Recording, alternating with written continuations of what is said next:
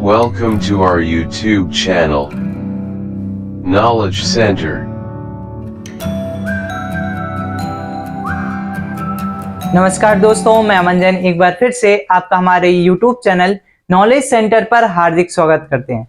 चलिए आज हम जानेंगे मैथ के अंदर त्रिभुज से संबंधित जो हमारा टॉपिक था, उससे संबंधित जो हमारे सूत्र हो रहे थे, उसी क्रम में हम आज जानेंगे समद्विबाहु त्रिभुज के सूत्र के बारे में कि समद्विबाहु त्रिभुज होता क्या है, इससे हम किस तरीके से सवाल को सॉल्व कर सकते हैं। तो चलिए जानते हैं।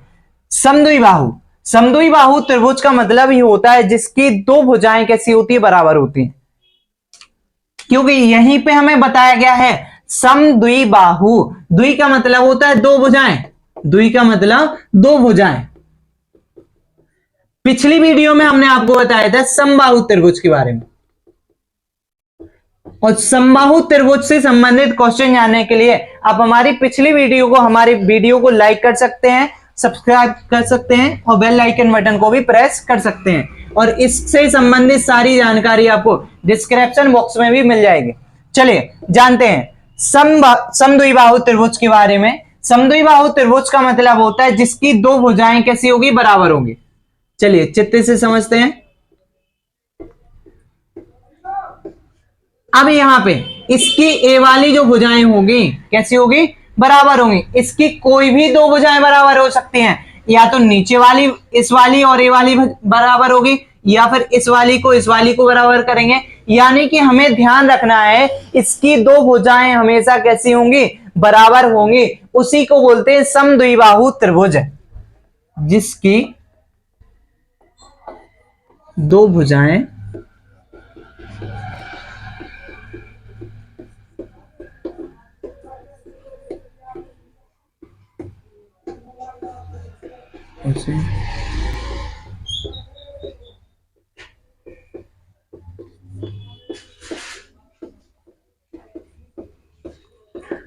इसमें आपको विशेष रूप से याद रखना है समद्विबाहु त्रिभुज के अंदर दो भुजाएं कैसी होंगी, हमारी बराबर होंगी। चलिए जानते हैं इसके सूत्र के बारे में कि समद्विबाहु त्रिभुज का सूत्र होता क्या है।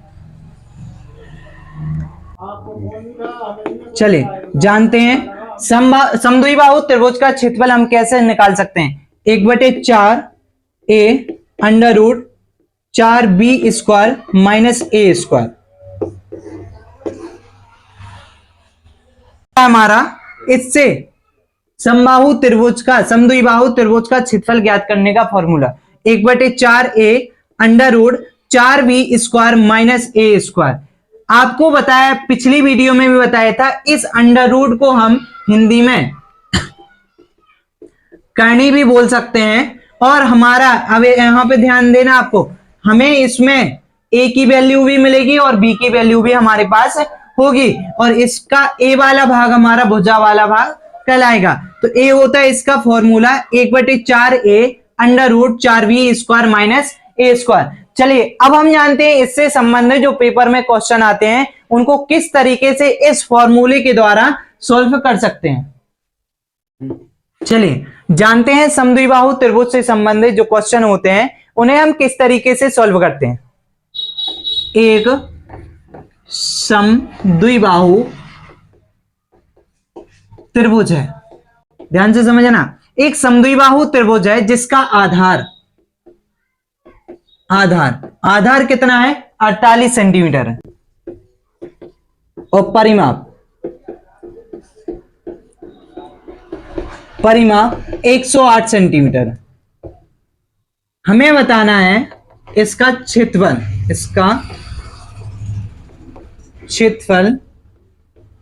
ज्ञात कीजिए।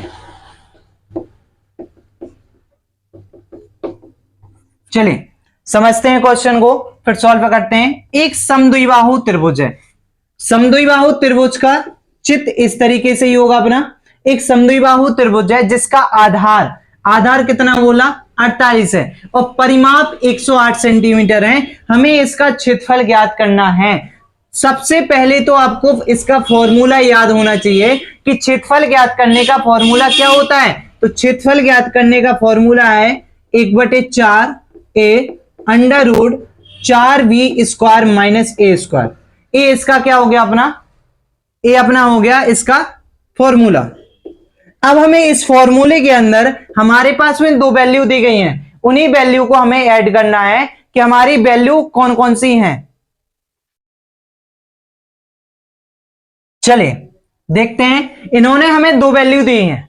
पहली वैल्यू इन्होंने हमें आधार की दी है, दूसरी वैल्यू इन्होंने हमें परिमाप की दी है।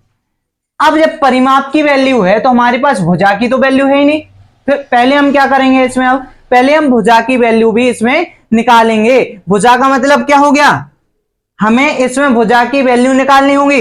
इसलिए हम मान के चलते, माना हमारे पास एक संख्या, माना हमारे पास x वैल्यू है, कितनी वैल्यू है, x की वैल्यू है। अब हमारे पास भुजाएं कितनी होती है इसमें बराबर, दो भुजाएं हमारी इसमें कैसी होती है, बराबर होती हैं। तो 2x प्लस 48, आधार कितना है हमारे पास 48 है, बराबर परिमाप कितना दिया हुआ है 108 है, तो परिमाप ये हो गया। तो 2x बराबर 108 माइनस 48, तो 2x बराबर 108 में से 48 को माइनस करेंगे कि हमारा कितना आएगा। चलिए करते हैं सॉल्व। 108 बटे 48, 8 में से 8 गए हमारा 0, 10 में से 4 गए हमारे कितने बचेंगे, 6 बचेंगे, 1 में से 1 गया हमारा 0 बचेगा, तो हमारा आंसर आया 60। इसलिए अब आएगा x बराबर 60 बटे 2, 2 एकम 2, 2 तेईस 6, तो x की वैल्यू हमारे अब पास आ गई 30। अब हम इस फॉर्मूले का प्रयोग करेंगे इससे आंसर निकालने को, क्योंकि हमें इन्होंने x की वैल्यू दे दी और x की वैल्यू हमें कितनी दे दी है 30 सेंटीमीटर। अब हमें इस फॉर्मूले के अंदर इसका प्रयोग करके क्या करेंगे, आंसर को निकालेंगे। चलिए देखते हैं। तो सूत्र हमारा है 1/4, 1/4, ए की वैल्यू हमारे आधार कितना है हमारे पास 48 सेंटीमीटर है, तो ए हमारा हो गया 48 सेंटीमीटर, इंटू कर सकते हैं 4।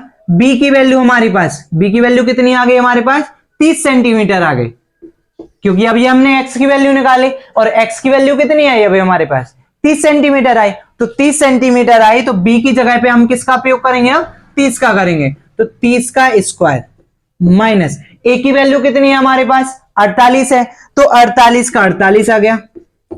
चलिए सॉल्व करते हैं। 1/4 गुणित 48 अंडर रूट 4 गुणित 30 का स्क्वायर कितना होता है 3 3 का 9, 3 का स्क्वायर होता है 9। अब इसमें जीरो कितने आएंगे, 2 जीरो आ जाएंगे, क्योंकि हमसे पूछा गया है 30 का, तो हमारा 3 का होता है 9 और दो जीरो जोड़ करके हमारा किसका बन गया 30 का बन गया, माइनस। अब हमें बताना है 48 का हमारा कितना होता है, तो चलिए जानते हैं 48 का हमारा होता है 2304, ये हमारा होता है इसका। फिर इसके बाद हम इसको भी काट सकते हैं, सॉल्व कर सकते हैं, तो 4 एकम 4, 4 एकम 4, 4 दूनी 8, तो हमारी वैल्यू आ गई 12 अंडर रूट, इसको सॉल्व करेंगे 4 का 9 में गुणा करेंगे, 9 चौके 36 माइनस 2304। अब 3600 में से हम 2304 को माइनस करेंगे, चलिए करते हैं 3600 माइनस 2304।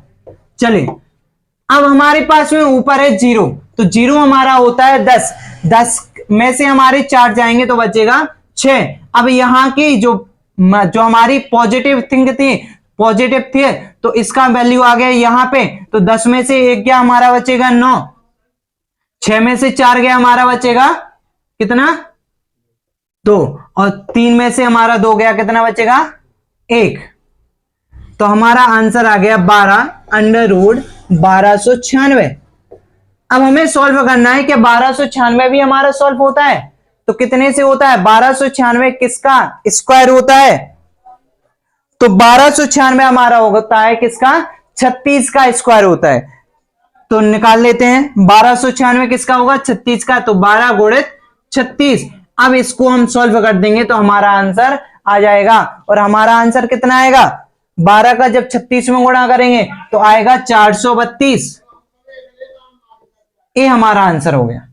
ठीक है, तो ये था हमारा समद्विबाहु त्रिभुज ज्ञात करने का सूत्र, कि हम समद्विबाहु त्रिभुज में अगर हमारे पास डायरेक्ट इन्होंने हमारे पास किसकी वैल्यू दी होती, बी की वैल्यू दी होती, तो डायरेक्ट हम बी की वैल्यू रख करके आंसर निकाल सकते थे, लेकिन इन्होंने हमें दिया था परिमाप, और जब परिमाप दिया था तो परिमाप के लिए सबसे पहले हमें सॉल्व करना था, हमें निकालनी थी बी की वैल्यू, और बी की वैल्यू तभी मिल सकती है जब परिमाप हमारा सॉल्व होगा। तो चलिए आज के लिए बस इतना ही। नेक्स्ट वीडियो में आपको जानकारी दी जाएगी त्रिभुज से संबंधित जो कोण होते हैं, कोणों से संबंधित जो त्रिभुज होते हैं उनके बारे में संपूर्ण जानकारी आपको नेक्स्ट वीडियो में दी जाएगी। इसलिए आप हमारे चैनल को सब्सक्राइब कीजिएगा, बेल आइकन बटन को प्रेस कीजिएगा। धन्यवाद।